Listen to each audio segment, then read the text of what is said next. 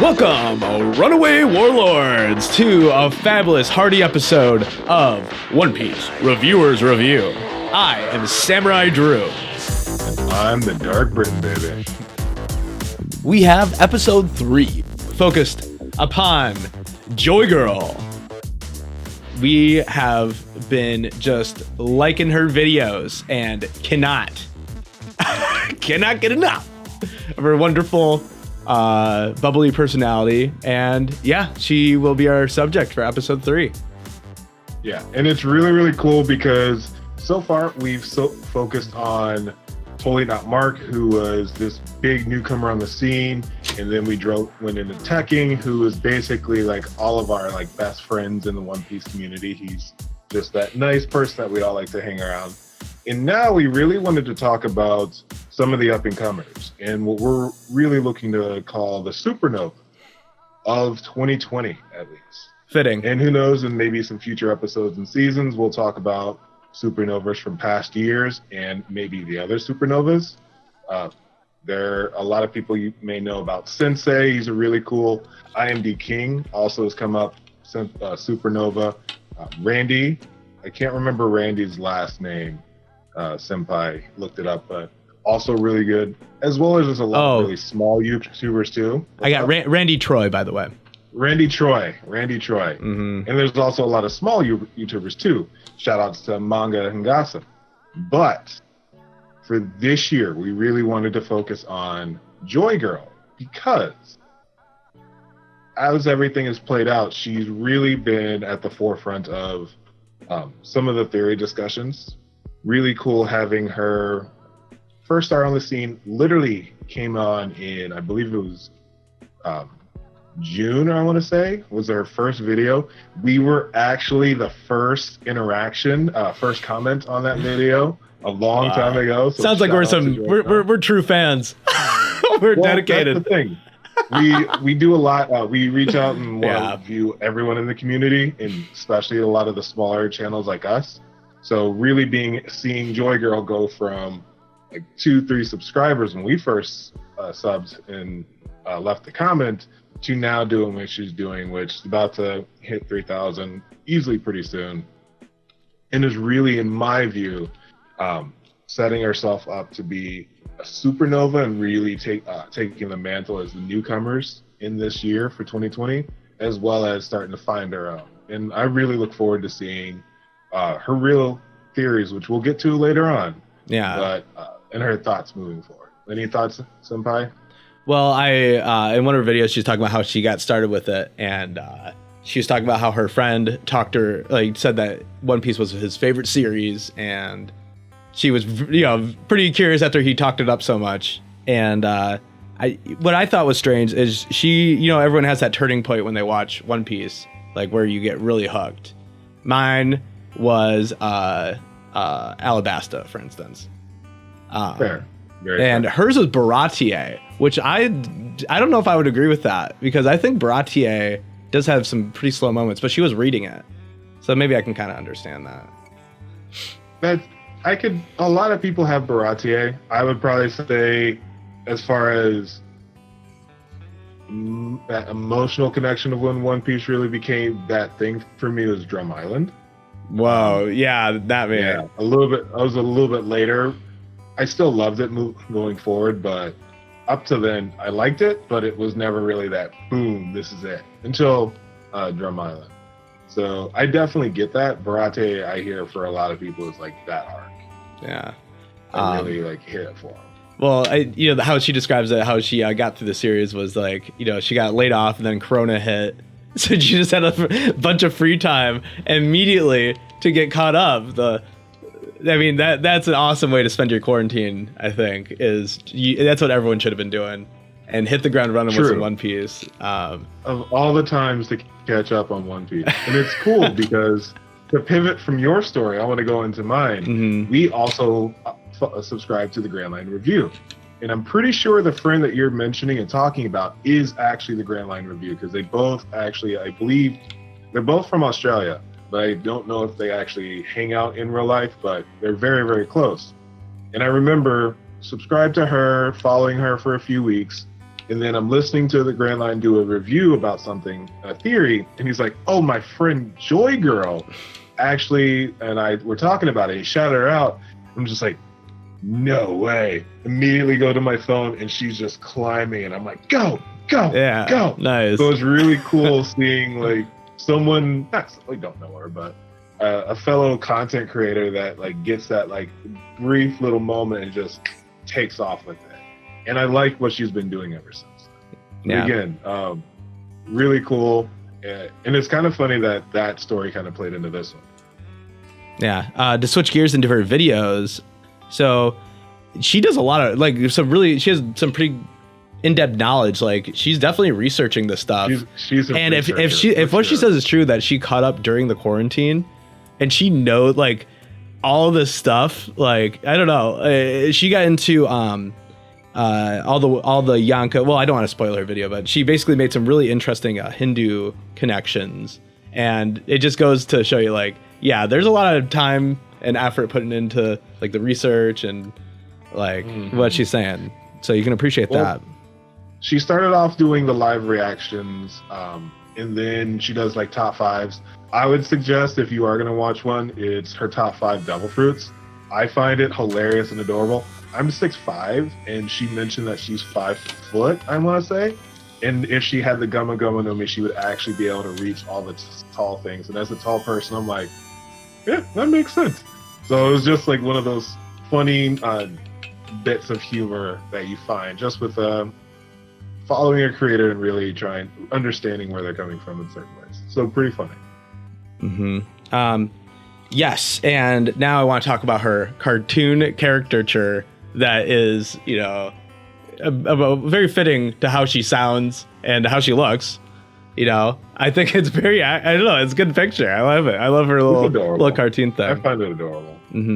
It definitely reminds me of, like, okay, do you know who David Dobrik is at all? Anyway, I know of him, but I don't watch his content. One thing that people say about him is as he's talking, he's laughing a little bit. And Joy Girl sounds like when she's talking, she's like holding back like this like giddiness, you know?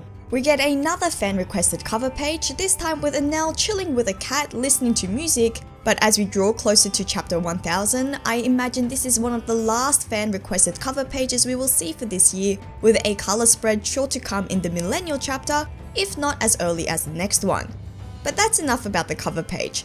And like as she's talking, it definitely sounds like she's like almost like trying to hold back a smile. It's kind of funny. So I think it kind of I don't know. You can definitely hear that over it. Well, that just goes to show a lot of the excitement. And I didn't realize that she had finished everything over COVID too. So her knowledge of One Piece was literally like the last 5 months.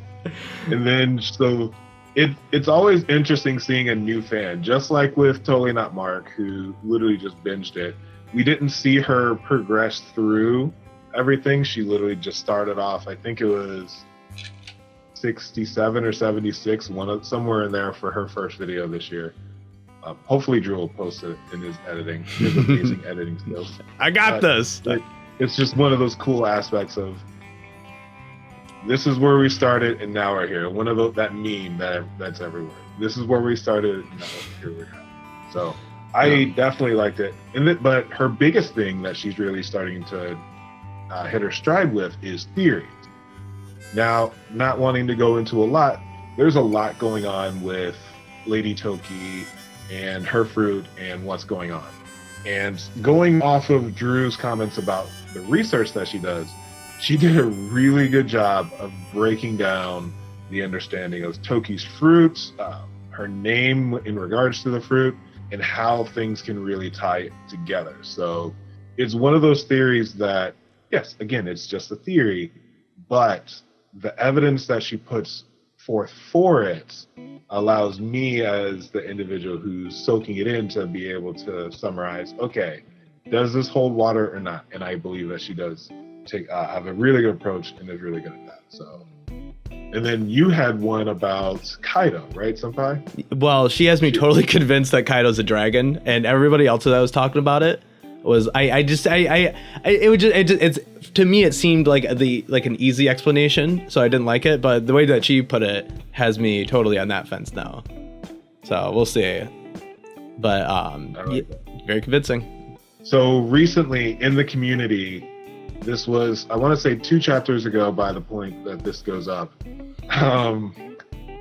there was Sanji may have had a fail, simping as he does. Sanji. He's Sanji may have simped. Best characters. Sure. I am a Zoro fan, and I can admit that Sanji is a much better character overall. However, he simped. And I love Zoro more, but I can admit that overall Sanji's a much more fleshed out character. Much more fleshed out. Wow. Zoro, we don't know a damn thing about him.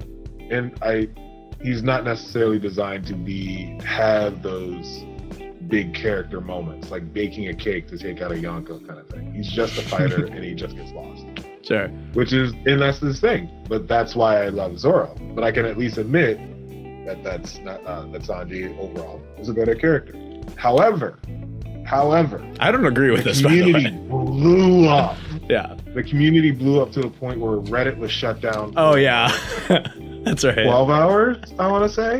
Right. And with many in the community, not many people actually made a video on it. I don't think actually. Yeah, I remember she people commented referenced on it, but no one really made a video on it. It's just a matter of fact. Yes, this is how the characters are stood up.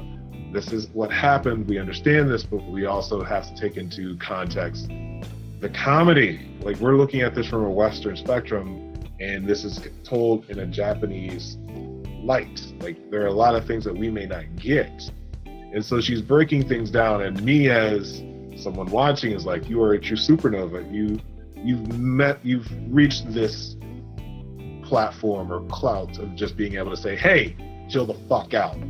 And I really appreciate that. I'm really happy to see Joy Girl really like coming into her own there. Yeah. So now we can pivot, I guess, into next steps. Well, I mean, what's the next? Really sure. Yeah, I know. Just keep doing. Don't listen to us. Don't listen to me. Yeah, you just started. So yeah, Jesus. There really are no next steps. Oh my God, I can barely shower every day. Don't listen to what I gotta say. You know, but I mean, yeah, obviously, future's looking bright. Just keep on making those beautiful videos with that great cartoon character as your emoji person. Wait, how do you say that? I have no idea what you're talking about. I know the animated character you're talking about. Oh, anyway. I know. I think I'm just jealous because I want one. I think I really just want one of those. You know, like a little curtain. That's fair. And for anyone watching who hasn't seen her yet, it's not a V. I don't think it's a VTuber thing. It's literally just like a little cartoon. Yeah, it's a character. couple. It's not, because VTubing is its own interesting thing. Wait, what's VTubing? I don't know what that is. It's where people are like the anime characters, and they literally just see the anime character. It's become very popular in the weeb community. I don't understand it all. Okay, to each their own. I'll put an example up because right now I can't really picture it. That's fine. Once you Google it, you'll figure it out. However, that is really, it's maybe a little bit more of a shorter one, but this is obviously the case because she's new. Mm-hmm. And it's going to be fun seeing her now that she's really, one, started her One Piece experience, and two, her channel, to really see where that goes. And the sky is really the limit for Joy Girl. There you go. Okay, now, well, is you know, we rate them on from Boa I just thought about to that. Kokoro, but if it's a girl, kind of have to do a guy or whatever, right? We kind of have to switch it. So Mihawk to who's the low Weevil? Yeah. Wait, Weevil, but Weevil's got big bones. You know, some girls are kind of into that. It's got, you know, a little bit some. So honestly, the worst one would probably, man, I don't know. Man, it's tough. Moria? Probably. No. Okay, who's the guy in the box? Gamon. No, Moria is worse than Gaimon. All right, Moria. So from Mihawk to Moria, I'd give her a law. I'll give her a law. A lot. Wow. High praise.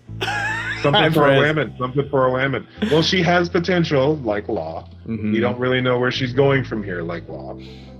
And she's really just started her new adventure, like Law. He's free from his past. And she hates bread.